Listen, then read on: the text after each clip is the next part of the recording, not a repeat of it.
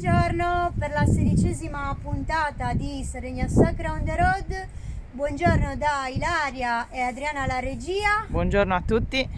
Oggi ci troviamo a Nebida, siamo nell'Iglesiente, costa sud-occidentale della Sardegna, e siamo in compagnia di Michele Pinna, guida ambientale escursionistica IGAE e guida cicloturistica della regione Sardegna, che oggi ci porterà a fare una bella escursione in questa zona.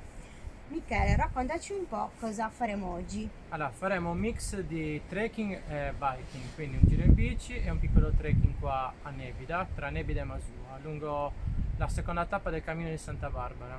Andiamo un po' a vedere dove lavoravano i nostri nonni e che percorsi facevano da casa a lavoro, in poche parole. Poi ci dirigeremo verso Portoflavia con un piccolo giro in bici. Grazie. Bene, come sempre tutto questo lo vediamo dopo la sigla.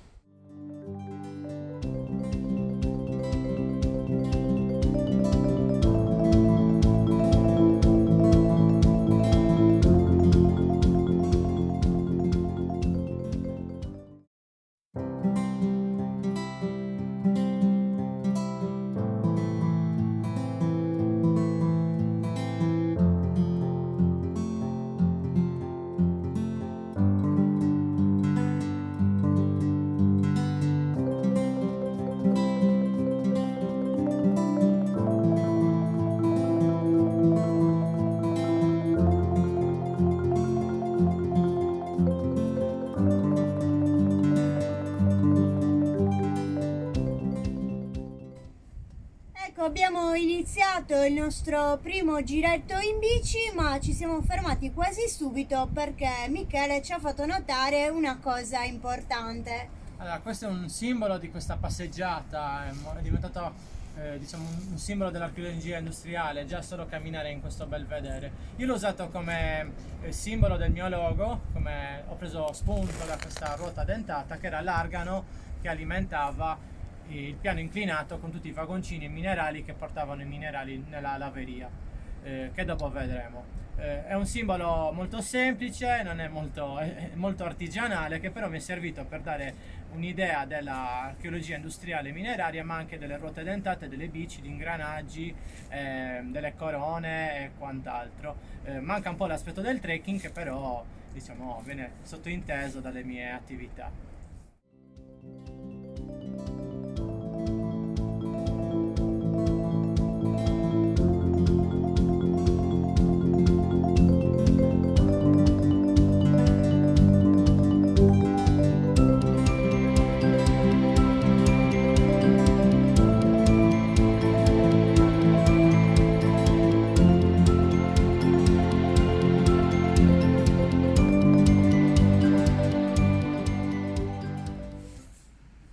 Ecco, stiamo per iniziare questo trekking che ci porterà alla Laveria e alla Marmora, e come abbiamo detto prima questo trekking fa parte del Cammino di Santa Barbara. Quindi prima di cominciarlo volevo chiedere a Michele di farci un'introduzione su cosa è il Cammino di Santa Barbara, che insomma diciamo che è sempre più conosciuto, è sempre più importante, attira sempre più turisti interessati proprio all'escursionismo e al turismo lento. Allora, il Cammino di Santa Barbara è un cammino religioso perché si lega a Santa Barbara, la patrona dei minatori, e la sua definizione è Cammino minerario di Santa Barbara. Nasce come idea già nel 2012, però poi viene concretizzata con il rilevamento fatto da giovani laureati nei vari campi archeologico, flora, fauna, geologia e quant'altro. Primo rilevamento per poi nascere la fondazione che oggi diciamo, guida e gestisce il percorso. Inizialmente erano 400 km, ora sono diventati 500 perché alcuni comuni e alcuni siti sono stati ritenuti opportuno far rientrare nel percorso. L'idea qual è? Di unire i villaggi minerari con una tematica mineraria, appunto, che però va anche a raggiungere i siti archeologici, luoghi di interesse naturale come la laguna di Sant'Antioco con le saline, o le zone montane del Marganai e dell'Inas, Vilacino e Cronosfanatica. con la parte più a nord che è Montevecchio e la parte più a sud che è, diciamo, Sant'A di Portofino, con le dune famosissime. I villaggi sono presenti, sono tutti villaggi nati nella seconda metà dell'Ottocento, come Nebida, come Bugeru, Masua, che testimoniano appunto questo legame con Santa Barbara, in quanto in ogni villaggio c'è una chiesa devota a Santa Barbara generalmente, quindi si vanno a incontrare le chiese. E noi cammineremo nei percorsi dei minatori, quindi l'idea del cammino nasce proprio dal sentiero dei minatori, ma cammineremo anche nelle infrastrutture minerarie come le ferrovie, strade frequentate dagli autobus, perché negli ultimi anni sono stati gli autobus a portare i minatori, e tutte infrastrutture in genere, le mulattiere, che in genere facevano da contorno all'attività mineraria. Ecco, siamo sempre in mezzo ai cespugli di Finocchietto per cercare di farvi sentire meno vento possibile. Qua alle nostre spalle vediamo la prima, rispetto al percorso che faremo oggi, di queste infrastrutture legate alla storia mineraria. Si tratta di una laveria, ma vorrei chiedere a Michele di spiegare per i profani rispetto a queste tematiche che cos'è una laveria. La laveria è praticamente dove veniva separato il minerale da vendere, il prodotto da vendere con lo scarto, quindi generalmente il calcare, che è la materia rocciosa più presente qui, e generalmente la laveria dobbiamo ricondurla molto spesso alla donna, perché erano le cernitrici che facevano le prime attività di smistaggio del materiale, e poi l'infrastruttura con strumentazione semimeccanica faceva la separazione, riducendo la pietra e separando inizialmente per gravità, come la laveria che vediamo qui è la laveria alla marmora, e poi successivamente per metodi un po' più sofisticati che dagli anni 70 a maniera più efficiente hanno separato il minerale.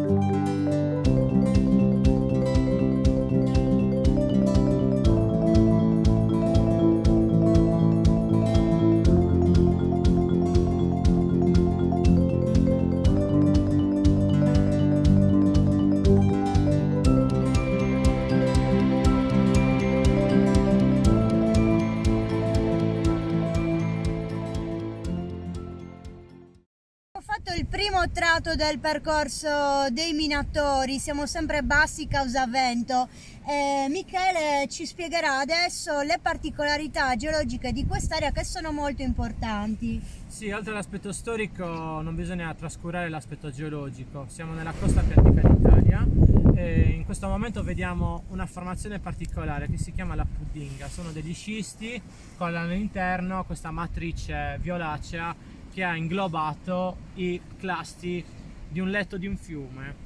Una roccia un po' più giovane rispetto al calcare, che ha 570 milioni di anni, che troveremo proprio a Masua, subito all'arrivo, dove sono stati trovati tantissimi fossili che hanno caratterizzato e individuato l'età di queste rocce.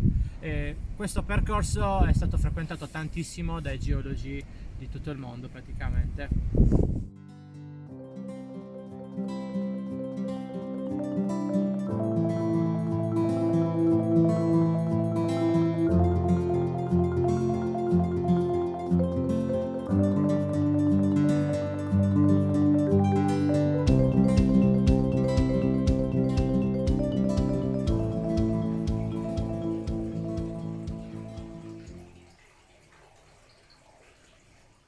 Siamo scesi nella mulattiera e siamo a livello della laveria alla marmora e abbiamo incontrato qui le prime gallerie. Allora, questa collina che sovrasta su cui nasce Nebida, il villaggio minerario, è una grande gruviera, nel senso che ha tante gallerie all'interno. Le miniere sono come grattacieli, hanno tanti piani, e da questi piani uscivano i vagoncini con i minerali, come in questo caso. Da qui andava il treno che portava i minerali alla laveria La Marmora. Inoltre qua vediamo l'acqua di falda che esce a tutt'oggi dalle gallerie, perché sottoterra abbiamo una falda acquifera naturale. Questo discorso della falda è molto importante perché ha accompagnato le problematiche, perché era un problema, dell'attività mineraria. Il primo problema è stato riscontrato nel 1870 a Monteponi, una miniera vicino a Iglesias, poco distante da qua, dove i minatori si sono ritrovati a fare i fori quasi nell'acqua, perché con i fori da mina usciva l'acqua dalle pareti. Hanno creato il Pozzo Sella, che è un sito minerario pensato per installare delle pompe di eduzione delle acque e quindi asciugare la falda acquifera, tentare di asciugare la falda acquifera. Nell'Ottocento le pompe non erano della capacità utile come oggi, e si è rivelata una portata nettamente superiore. Per cui è stata creata una galleria di scolo naturale da Iglesias alle spiagge qui di Fontanamare e Gonnesa, dove per gravità la falda acquifera è stata fatta abbassare naturalmente e gratuitamente, però nel momento in cui sono state chiuse le miniere negli anni 90, questa falda, staccando le pompe o comunque chiudendo la galleria di scolo, la falda acquifera è risalita naturalmente e oggi la rivediamo uscire dalle gallerie minerarie.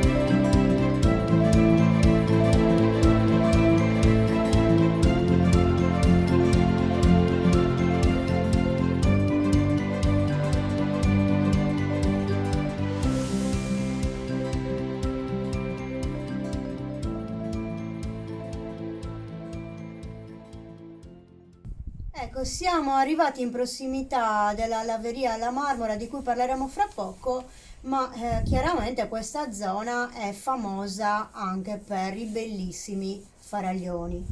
Sì, infatti in prima battuta nasce il trekking dei 5 faraglioni. Già nel 2007-2008 ci sono delle associazioni locali di Nebida che capiscono già loro che il trekking potrà essere un futuro. E quindi c'è questo trekking in Fontanamare Masua, dove si vedono passo passo i 5 faraglioni: il Morto, Saragusteri, Portubanda e Pan di Zucchero. Portubanda ha 2 faraglioni, quindi i 5 sono dovuti a questo.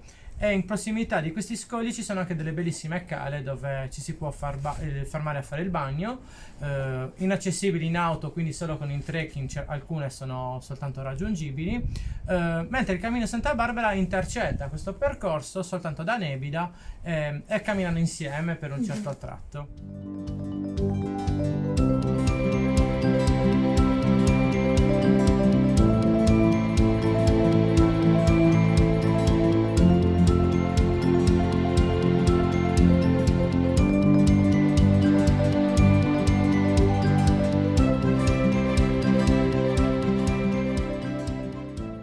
Siamo arrivati alla laveria. Qui proprio arrivavano anche i minerali portati dal piano inclinato che abbiamo visto prima, e qua entrano in gioco le donne e le bambine e anche i bambini. Dai 9 anni agli 11 anni i maschietti lavoravano all'esterno, poi dagli 11 anni 14 anni iniziavano a fare anche i lavori in sotterraneo. Questa struttura è del 1897, arriva dopo la levea carroccia che abbiamo già visto alla partenza, ma rappresenta un simbolo della nostra storia mineraria sarda, dell'archeologia industriale. Viene definito anche il nostro Colosseo dell'arte mineraria. È una superficie di 2000 metri quadri, suddivisi in 3 livelli, dove avveniva ogni fase diversa di separazione.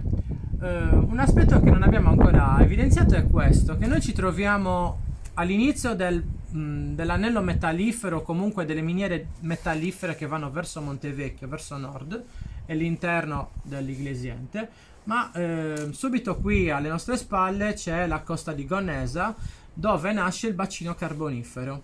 Due realtà distinte che hanno avuto due fasi temporali un po' diverse e anche crisi economiche diverse. In prima battuta sono nate le miniere di Bacoabis, Fontanamare, concessione di Monteponi, e poi Serucci.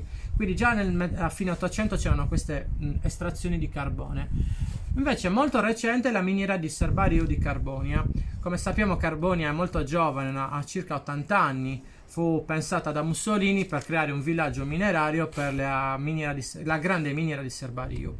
Un periodo di lavoro molto breve, legato molto alla seconda guerra mondiale, a questioni belliche, però adesso invece è una realtà molto importante per la riconversione turistica, culturale. È nato il CIC, che è il Centro Italiano della Cultura del Carbone, l'unico in Italia e quindi il più importante da questo punto di vista. Vi consiglio di visitarlo, si entra proprio in sotterraneo, si vedono con effetti sonori e diciamo quasi sembra di essere durante le fasi di lavoro, si vedono come andavano le attività in quella miniera, con tanta testimonianza anche fotografica, video di quella storia mineraria.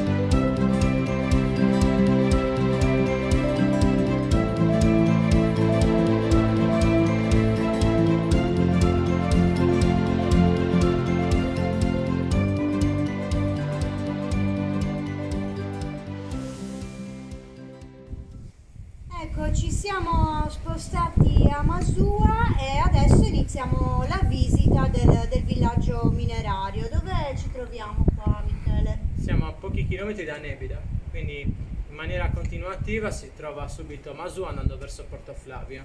Lo si può raggiungere a piedi o in bici e noi siamo arrivati proprio all'interno del borgo di Masua, quindi il villaggio minerario.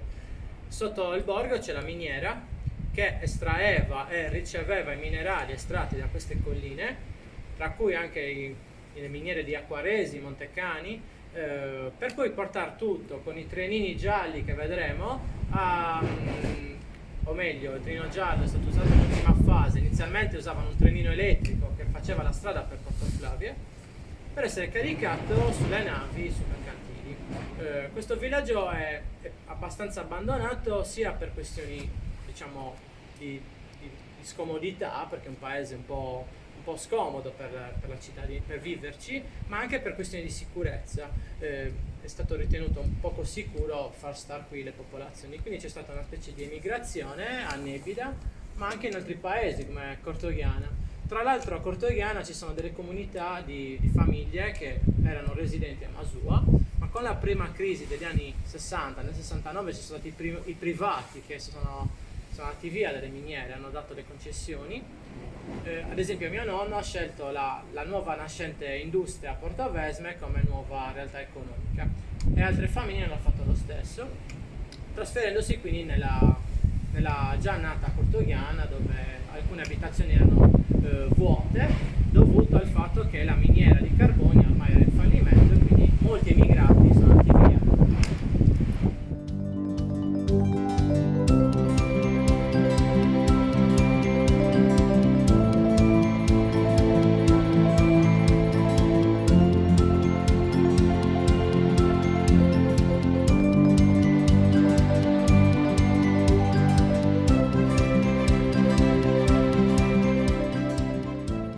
Siamo di fronte ai vecchi trenini gialli che sono stati usati negli ultimi anni. Nel periodo moderno la tecnologia è avanzata tantissimo e grazie a questa è stato possibile proseguire con le attività. Con la prima crisi degli anni 60 questi macchinari hanno consentito di proseguire ancora un po' per circa 30 anni con i lavori. Questi treni, a differenza dei tipici vagoncini che vediamo nei siti minerari, erano telecomandati. Quindi la sicurezza lì era molto più a vantaggio e conducevano verso le miniere interne di Acquaresi, Montecani, da cui veniva preso il minerale dalla galleria Ornella, quindi sotto di noi, circa quasi 10 km di galleria che univa anche la miniera di Nebida e sboccava da una galleria che c'è qui sotto e dagli anni 90 questi treni sono fermi per le attività economiche. Sarebbe bello farli ripartire come treni turistici per accompagnare dal villaggio di Masua, che dovrebbe essere un po' più valorizzato come aspetto diciamo di riconoscimento storico del paese e della miniera stessa, verso Portoflavia, dove appunto c'è una ferrovia già esistente che portava i minerali a Portoflavia per essere caricati sulle navi e venduti in Europa e in continente d'Italia. Speriamo che questi progetti vengano a breve si concretizzino in modo tale da dare ancora più spinta alla riconversione turistica che comunque finalmente è partita e voi lo state testimoniando venendo qua a cercare i posti da promuovere.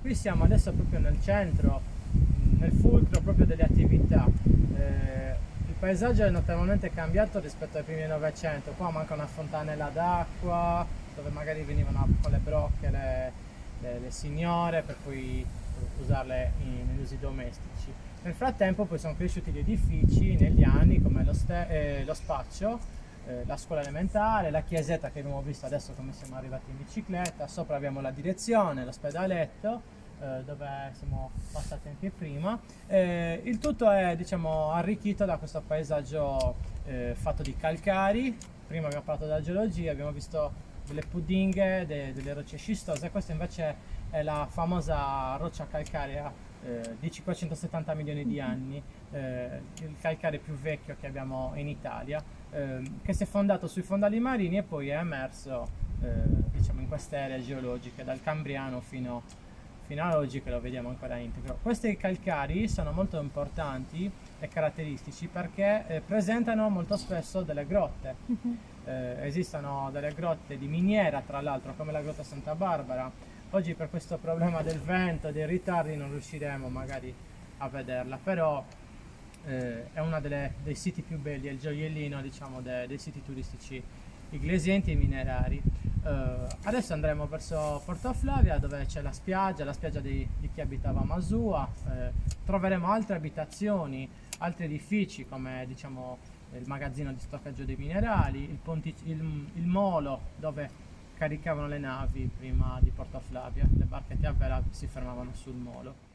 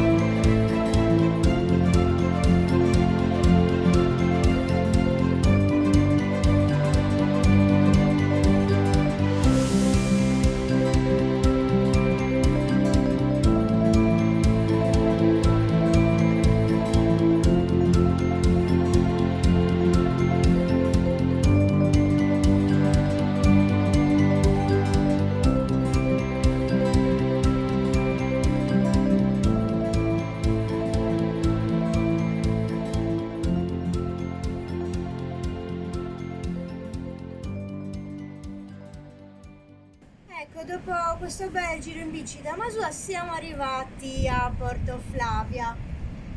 Allora, la strada che abbiamo fatto era praticamente la strada della ferrovia. Vedete il trenino, abbiamo visto il trenino elettrico che faceva questi 2 km dalla miniera che abbiamo visto per poter entrare qui dentro nello scarico, ovvero un sistema di caricamento di silos, e poi per caduta un nastro trasportatore finiva nelle stive delle navi mercantili. Portoflavia ha lavorato dal 27 a fine anni 50 del Novecento, perché poi diciamo, sono arrivati i camion, e quindi e soprattutto il minerale rimaneva in Sardegna. Con la nascita della Portovesme, dell'industria di Portovesme, i minerali non venivano più venduti all'estero ma rimanevano in Sardegna, e quindi via gomma andavano di là. Portoflavia viene chiusa, ma la miniera prosegue, come abbiamo detto, fino agli anni 90 con le sue attività. Questo sito è diventato il fiore all'occhiello dei siti, sia per la sua importanza, è unico al mondo come sistema di caricamento, soprattutto anche per il suo paesaggio. Abbiamo una vista panoramica sul Pan di Zucchero, diciamo che a volte molti arrivano solo con quell'intento di postare la foto col Pan di Zucchero, però poi scoprono tutta la storia che c'è dietro e quindi rimangono affascinati anche da quello. Siamo arrivati veramente a picchi di 40.000 persone all'anno, e adesso con la gestione comunale il comune di Glia sta continuando a incentivare e a spingere il sito di Portoflavia, ma anche la Grotta Santa Barbara, Monteponi, che verrà avviato a breve, il centro storico con le visite guidate in città, quindi ormai Iglesias sta puntando veramente al turismo in generale come nuova economia. Siamo arrivati praticamente alla fine del nostro giro e a questo punto vorrei chiedere a Michele di dare ai nostri ascoltatori interessati al cicloturismo qualche informazione in più su come orientarsi in questa zona. Allora, l'aspetto da mettere in evidenza qua è che comunque i percorsi sono un po' impegnativi. Siamo in una scogliera, quindi, o comunque in una costa un po' frastagliata con le scogliere. Per persone, diciamo, abituate, allenate, è abbastanza accessibile. Adesso le bici elettriche ci permettono di superare anche questi ostacoli. Invece il Basso Sulcis è libero a tutti, perché è tutta una pianura che va verso Sant'Antioco, e lì sto cercando di promuovere proprio i tour enogastronomici più in relax, mentre per le parti più avventurose ci sono le zone minerarie di Masua, Nebida, Gonnesa, con la miniera di Sedasmodizi, la miniera di Monteponi, San Giorgio. Benissimo, e dici qualcosa Michele anche dei tuoi trekking e in generale dei trekking in questa zona, quindi nell'Inglesiente e nel Sulcis. Il trekking è il mio piatto forte, nel senso che il cicloturismo è un po' di nicchia ancora, soprattutto per i locali, e anche per quanto riguarda, soprattutto ora col Covid, è veramente in salita a acchiappare i turisti da fuori, dall'estero. Quindi col trekking mi concentro soprattutto anche con i locali in tutto l'anno, facendo Nebida Masua molto semplice. Noi ci siamo appena arrivati a Masua e l'abbiamo visto tutto nella costa, mentre da qui parte Miniere nel Blu, che è un altro trekking molto frequentato, sempre come il 5 Faralloni è stato sviluppato intorno al 2008, però adesso diciamo, si interscambia col cammino in Santa Barbara. Miniere nel Blu passa proprio in costa, risulta un trekking per escursionisti esperti, mentre il cammino di Santa Barbara va in zone un po' più accessibili a tutti. Immaginiamoci pellegrini che da soli evitano di esporsi a rischi, quindi seguono sempre infrastrutture minerarie, però per certi passaggi è più in sicurezza. Miniere nel Blu, 5 Faraglioni, trekking minerari, mentre nel Basso Sulcis si ripropone Sant'Antioco, altri tour enogastronomici. Nell'intorno di Carbonia si possono fare anche dei trekking urbani, andando a vedere un po' l'archeologia industriale, anche l'architettura della città, e poi di base c'è sempre il Cammino di Santa Barbara, che è stata la mia prima, diciamo, nascita come attività privata e escursionistica, quindi riesco anche a proporre la conduzione lungo il cammino con i locali, che magari nei weekend, invece che prendersi tutta la settimana libera, ogni weekend facciamo una tappa del cammino, in modo da far scoprire ai locali che ancora hanno bisogno di conoscere appieno le potenzialità del nostro territorio. Ed eccoci arrivati alla fine di questa puntata. Siamo un po' dispiaciuti che non sia uscito neanche un po' il sole per farvi vedere anche i colori meravigliosi del mare qui, quindi assolutamente vi invitiamo a tornare con il bel tempo. Come sapete noi riprendiamo in qualsiasi condizione meteo. Oggi devo dire la verità che il vento ci ha messo veramente a dura prova, speriamo che insomma che le riprese siano comunque belle e piacevoli per voi nonostante il vento.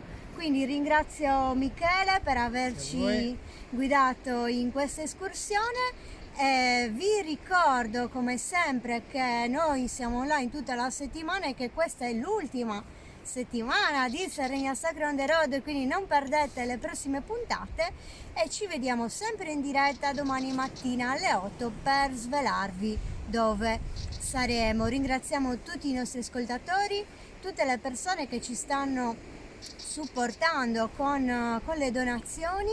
Vi ricordo che con la donazione libera riceverete in cambio un voucher di pari valore per partecipare a qualsiasi escursione o viaggio lungo di Sardegna Sacra a vostra scelta.